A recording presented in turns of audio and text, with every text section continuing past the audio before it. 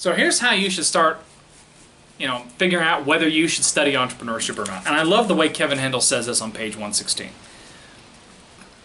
So you start thinking about who should be in a university in general, right? And that's students with inquiring minds who generally want more from their study than a compact set of vocational guidelines and a credential entitling them to letters after their names. That's a pretty powerful thing, right? And then you start thinking about something else that's said about about who should be at university. The answer must always be because you go to a university because mastering the detail of a certain subject matter, entrepreneurship, physics, or anything else, and thinking about it, I will be mastering myself and some of the mysteries of the world. I will become a constructive and valuable voice in the conversation of humanity. So students have to know themselves. And I think part of knowing themselves is also having faculty members who show their true selves to their students. And I like how Whitehead says this. Whitehead says something interesting. He says, I have been struck in my own work by the paralysis of thought induced in pupils by aimless accumulation of precise knowledge, inert and unutilized. It should be the chief aim of the university professor to exhibit himself or herself in his or her own true character. That is to be an ignorant man thinking, actively utilizing his small share of knowledge. Or ignorant woman thinking. That's the challenge that I think you need to have if you want to be successful as an entrepreneur, right? There is no answer at the end of entrepreneurship. There is no n equals 5 at the end of it, right? You need to be comfortable with ambiguity.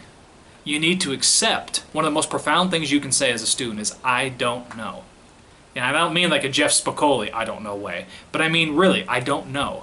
And acknowledging that you don't know, then the next question you have to ask yourself is, I don't know because I need to study more to know, or is it that I can't know?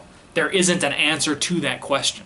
And if you can, once you know what you don't know and what you can't know, that's a huge step towards being an educated person. That's really a huge step. That's the ideal entrepreneurship student. The person who is an ignorant man or ignorant woman thinking. Willing to accept ambiguity and do the best they can with that ambiguity. If you want an easy answer, I can't give it to you. Now there are entrepreneurship educators and MBA programs and stuff like that, and they're going to give you that answer. They're going to say, this is the way that will guarantee you success. Those are people, one, I think they're frauds.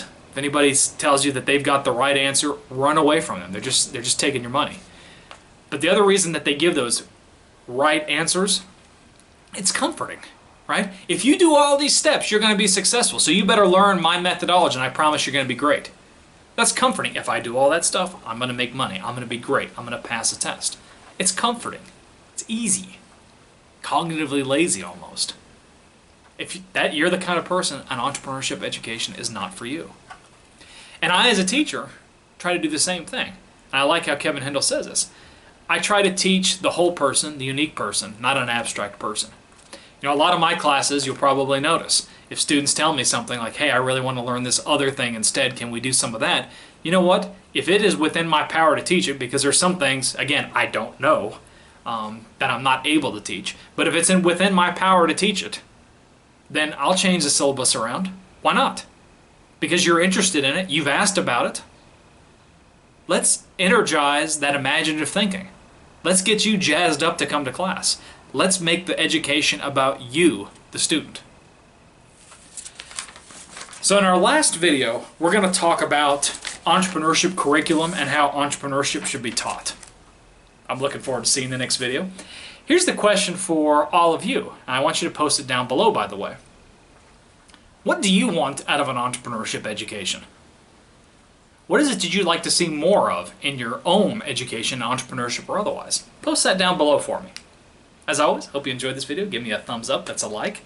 Comment down below as I mentioned, and make sure you subscribe. I'll see you in the last video.